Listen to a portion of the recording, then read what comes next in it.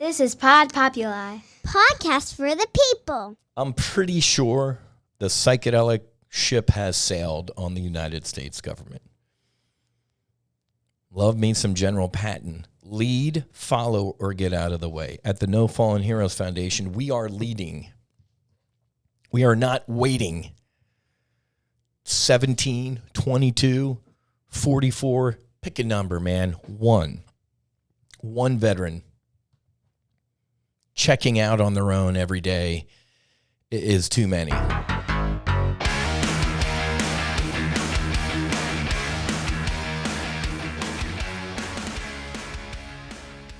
Good morning, good evening, good afternoon. Welcome aboard the Max Afterburner podcast, sponsored, powered, brought to you by the No Fallen Heroes universe. There's a story of a Chinese farmer who lost his horse. And a bunch of the village people came to his house that night and said, "Oh, isn't that horrible? Isn't that a shame?" And he said, "Maybe." The next day, that horse returned with 7 more horses. And his neighbors came to him that night and said, "Isn't that incredible? Isn't that wonderful?" And he looked at them and he said, "Maybe." The next day, his son, while trying to tame one of these horses, fell and broke his leg. And the neighbors came to him that night and said, "Oh my God, that is awful, your poor son." And the farmer said, "Maybe." The next day, the conscription officer came to the village looking for able-bodied men to go serve and fight for the emperor. And they looked at this farmer's son and said, "Well, he's lame. His leg is broken. He clearly can't serve." And that night, the neighbors came to him and said, "Isn't that great?" And he said, "Maybe." Nature, life, the universe is just so interconnected. It's impossible to tell how good or bad something can actually be in that moment. This podcast is old. And what do I mean by that? By the time this podcast drops, we will know the decision from the FDA on MDMA. I'm actually recording this podcast on Friday, August 9th. And they said, the FDA said, by August 11th, which is Sunday, pretty sure the FDA don't work on Sunday, they said by August 11th, we will let you know our ruling. If you're a regular listener of this podcast or viewer on our YouTube channel, you're awesome. Congratulations. If you don't know, MDMA has been, we've been fighting for years. MAPS, Rick Doblin, now Lykos Pharmaceuticals, Therapeutic, Lykos something. Been trying for a while to get MDMA rescheduled. Recently, past couple months, there's been a super huge push out of veterans. A retired 3-star, a lieutenant general, a Marine general who's now a Republican congressman. Obviously, Morgan Luttrell. 60 bipartisan lawmakers recently sent a letter to Uncle Joe and Kamala and the FDA saying, "Hey, man, what we're doing right now ain't working with veterans and suicide. Please let these heroes try something new." So there's been a really, really, really solid push to get this thing across the goal line. Again, you already know the answer. Hence the Chinese farmer tale. Whatever happens, we don't know if it's good or bad at this time. Me, living in the future right now, projecting my thoughts forward in space and time to hopefully by 5 o'clock today. Usually they do that, right? Standard government. We're going to release bad news or any news at 5 o'clock on a Friday. It's 5 o'clock on a Friday. Why? You're done, man. They're going drinking in Georgetown and they ain't answering the phone, right? So you can chew on that for the weekend, America. I think they're going to thread the needle. I don't think they're going to say outright no. This is a super bipartisan issue. I told you, was it last year? I saw a headline, AOC and Dan Crenshaw. I'm like, what? I didn't want to read the rest of the headline. They killed each other. They got into a fist fight. Agree. What? Agree on psychedelics for veterans to heal. That's got to tell you something. In this absolutely insanely polarized country that's coming apart at the seams, to find lawmakers that can sit in a room together and go, yeah, we agree on this. We the people who represent the people, think this is a good thing. But a government bureaucracy, the Federal Drug Administration, wow. Kind of like the DEA. You want to start your own church? You go through the DEA. We will approve your sacraments. What the fuck did you just say?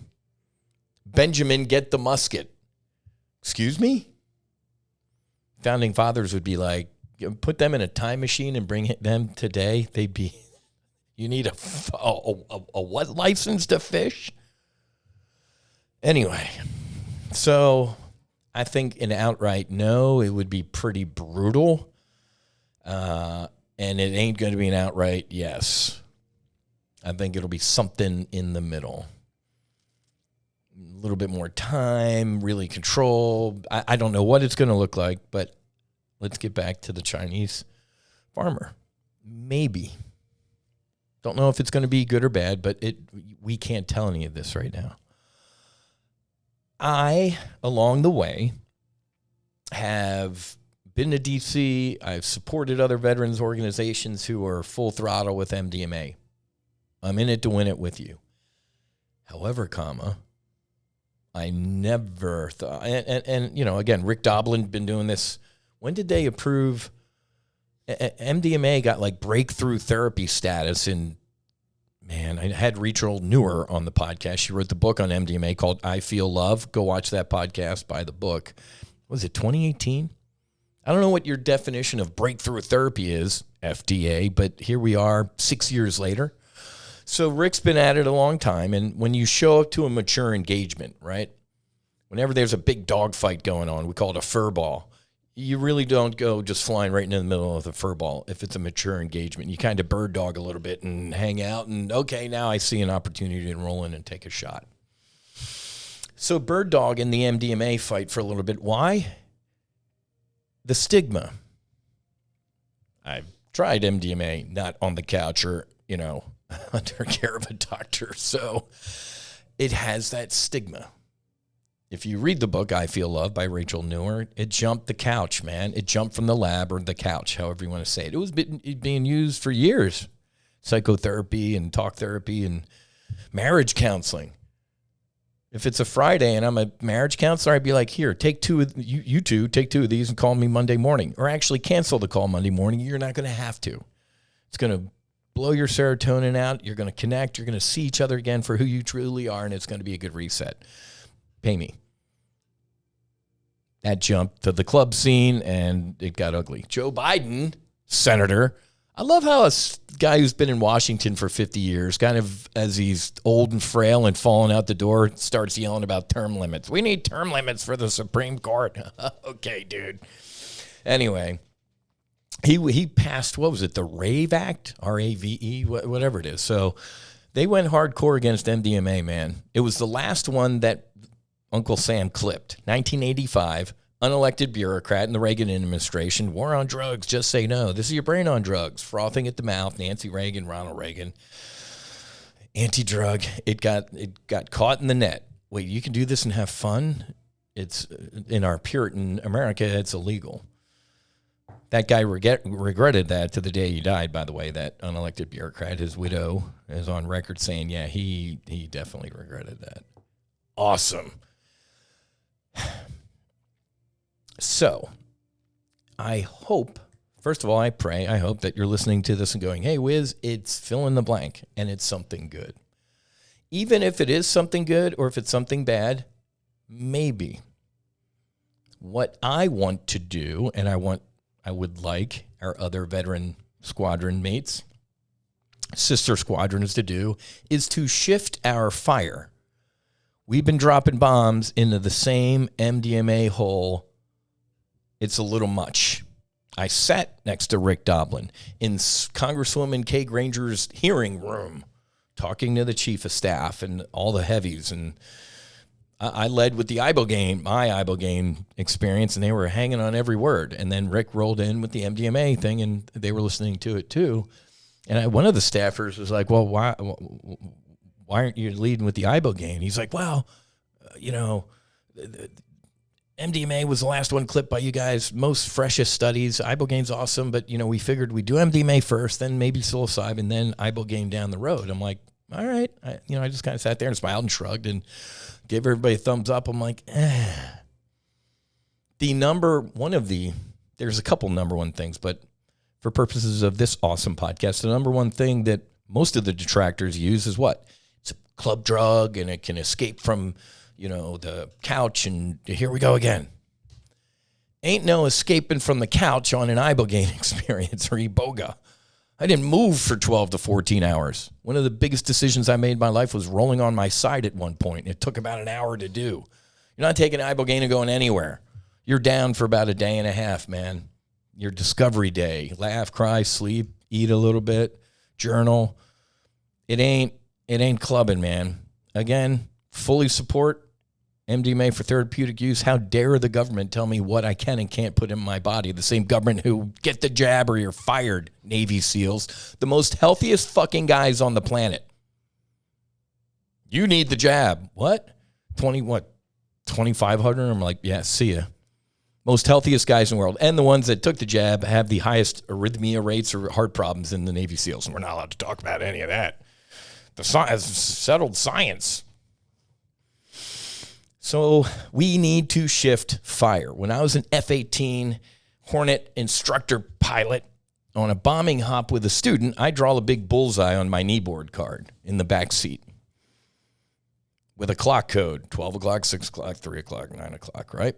We'd roll in hot, student would drop a bomb, boom. And the scoring tower, the guy over the radio would say, hit 1 o'clock, 50 feet. Okay, I put a little X right there. And each concentric circle was a different range, like 100 feet, 200 feet, 300 feet, whatever the bullseye rings are. We'd roll in again, bomb number 2. Usually we carried 12 practice bombs. Bomb number 2. 2 o'clock at 75 feet. Now the dude or the lady has put 2 bombs pretty much close in the same hole. If we roll around on run number 3 and they put a bomb in that area, I'm going to pull the ejection handle and blow them out of the airplane. Adjust your aim point. Go down to 7 o'clock, a little off the bullseye. You make an adjustment. Trust me on this. I'm a bomb dropper and an instructor pilot. So throwing a bunch of bombs in the MDMA fight and leaving psilocybin and iboga and ibogaine out to dry, I do not agree with. In the military, and I teach this in my book, Shameless Plug, From Sea Level to Sea Level. I do keynotes on this. I do business consulting. Why are we attacking serially? We have to attack A in order to attack B to get to C. Wrong. As a fighter pilot, using combined arms, we attack in parallel. We attack A through C. This ain't World War I, folks. We should have been attacking in parallel. Any of the times I was up at D.C., I wasn't talking MDMA with lawmakers. I had Juliana Mercer, incredible woman, Semper Fi, great Marine, schooled, masters on MDMA, brilliant woman. So we were attacking in parallel as much as we could, but since MDMA was the closest alligator to the boat, it took up a lot of oxygen in those rooms. Sucked. Because most of the lawmakers I talked to or staff were kind of hanging on the Because to be honest with you, a lot of the staff kind of winking and nodding like, oh, yeah, we know what MDMA is. I'm like, okay, let me lay something on you that ain't MDMA. And they would hang on that like, well, I have no idea what iboga is. It's a root bark from Gabon, Africa. Yeah, man, might be the tree of knowledge. We pull out an alkaloid from it called ibogaine, and boom, boom, boom. And it's like, wow, you will never in the history of iboga and ibogaine have anybody doing this for fun. Okay? So, listening to this in the future, hopefully this is resonating with you that you can go, okay, Whiz, got the victory, got the middle victory, took a loss on MDMA. Now it's time to move forward. A couple things I want to cover this week that really just make me physically ill. Sean Ryan, great Navy SEAL, did a podcast on this recently. I briefed this months ago, like 3-4 months ago. I reported to Top Gun Options members that the State Department had paid close to $300 million to the Taliban, who had failed to vet who was getting this cash. You can see the video. I'm pretty sure they took him down, but there's like videos of State Department chartered airplanes just unloading pallets of U.S. cash that went right to the Taliban.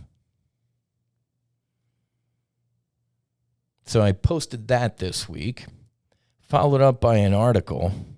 Let me just read you the headline here. I had a body part repossessed. Post 9/11 amputee vets say VA care is failing them. Restivo has relied on duct tape and loaner legs since last year, awaiting repairs to a chip malfunction in his main prosthetic. Vandella bummed rides for months to the high school where he coaches football until a VA contractor finally installed the retrofits to help him drive his new truck.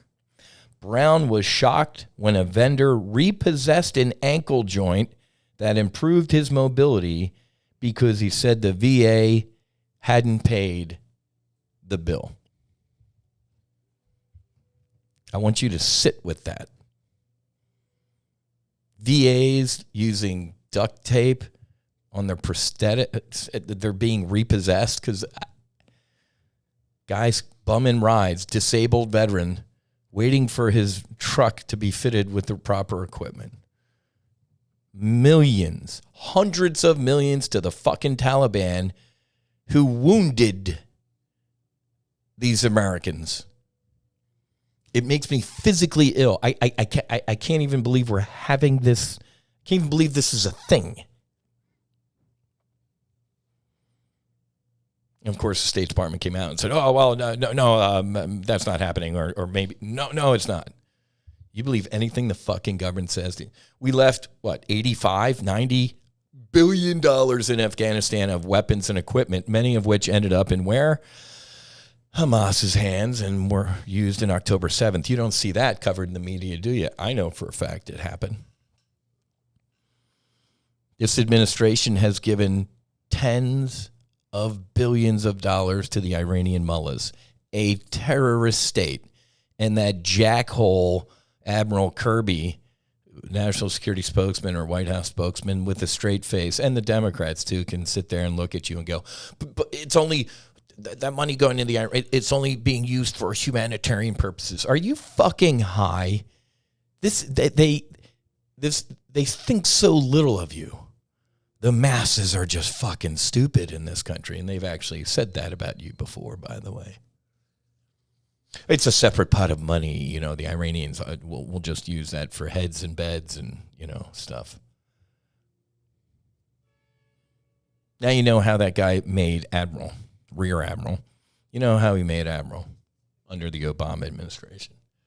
They think so little that you're just an absolute moron. This administration treats our enemies better than they treat our veterans. Period.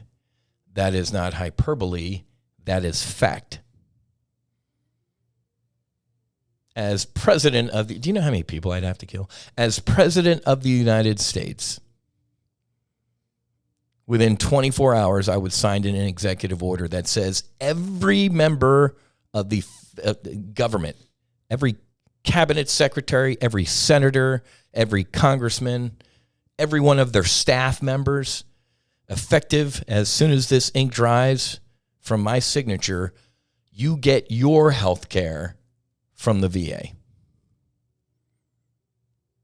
Do you want to know how fucking quickly the VA would be fixed? Why are our elected, I'm not going to call them leaders, why are our elected politicians allowed to have their own Cadillac government health care? And they ain't sitting waiting for treatment. Dying waiting for treatment, John McCain's VA in Arizona under Barack Obama. It makes me physically ill. Our military leaders wonder why they can't hit the recruiting goals. I wonder why. I know hundreds, if not thousands of veterans. I'm pretty sure I could count probably on one hand the number of veteran parents who wants their children to serve. Most of them are like me. Love my boy Matthew, man. Apple of my eye. He's in the 125th Fighter Wing up in Jacksonville. Wants to try and fly fighters for the Air Guard. He's serving his country. I love my boy. Very proud of him. Also, as proud of my boy Jack. After a year of Navy ROTC at CU Boulder, he's like, Dad, that just ain't for me. Boom. Absolutely love that. Write your own narrative, John Peter, and your own journey. I love you, buddy. I'll be flying formation. You got the lead.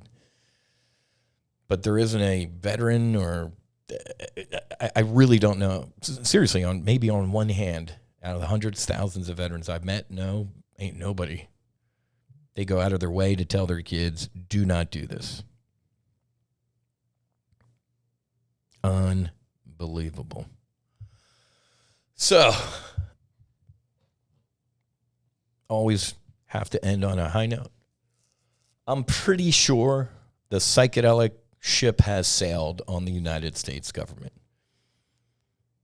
Love me some General Patton. Lead, follow, or get out of the way. At the No Fallen Heroes Foundation, we are leading. We are not waiting. 17, 22, 44, pick a number, man. One veteran checking out on their own every day is too many. Failure's not an option, folks. What are we doing? What are we doing? When this government wants to do something and do it pretty quickly, they can get it done. This is a national tragedy. It's an epidemic. Fucking Operation Warp Speed. The Donald likes to take credit. Our operation, nobody does anything better than me. Believe me, Operation Warp Speed. How about Operation fucking Save Veterans' Lives? So we will not wait. Doesn't matter when you're listening to the podcast what happened with the FDA and MDMA. We are pressing forward. We have retreats coming up in Colorado, heading out to Sedona, Arizona, end of October, beginning of November. September, Oregon. I think more Oregon. My brother Daniel's doing some incredible work out there. So we're going to send some of our heroes. I think we're sending a couple folks to my other brother, Justin Lepre, Illuminating Heroes down in outside of Austin, Texas. Love me some Justin. So we're spreading people out. We just had a couple guys get back from Ambio Life Sciences down south of San Diego in northern Mexico. So we're executing the mission, right? The United States government is stuck in lag. They're stuck behind what's going on. So love Juliana. I love Healing Maps, and I love everything that these folks are doing to raise awareness for MDMA and all that stuff. But man, we have got to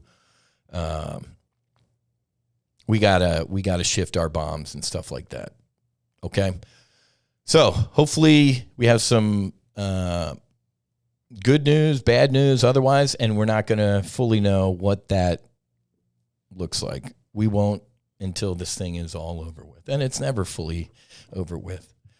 When we transition, we are nothing but energy, man. Love, light, oneness with God, with source, with truth, divine. I am grateful. I am full of gratitude for this mission. I'm grateful for your support. All the support of the No Fallen Heroes Foundation. Do me a favor, subscribe to our YouTube channel, get on our Instagram, No Fallen Heroes, share these videos, share these posts, subscribe to the Max Afterburner podcast on Apple Podcast or Spotify. Man, just, it's awareness, right? Even if you can't throw a couple shekels over the fence to help sponsor a healing grant, spread the word. My Instagram blows up, my grant recipients blow up, and it's because the word is getting out. I call it the world's greatest Ponzi scheme. You go and you put the mask on yourself, you heal, you get home, and you say, you know what, I'm better. Let me go help my sisters and brothers get better as well. Lead, follow, or get out of the way. Very special podcast next week. My beautiful bride, Susie, is going to have Coco. Coco is the daughter of an Army officer, tanker, I believe, and she went out to the Do Good Ranch. Geez, when was that? October? We want to check in on her journey, her integration, see how she's doing, and Susie just did an incredible podcast as well with Jamie. You gotta go check out the past couple, 105, 104, I think. Man, Jamie, 37 years of sexual trauma healed in 8 hours. Those are her words. They're not mine. I don't believe that. Believe it. And then Senior Chief Napier from last week. What a great human being. And check out Rising Ridge out there in Oklahoma. Okay? All right, folks. Lead, follow, or get out of the way. We are leading here at the No Fallen Heroes Foundation. Have a great rest of your day. Happy hunting. Make sure you're hedged in these incredibly volatile markets. Fights on. Namaste and Basi Basi. Whiz out.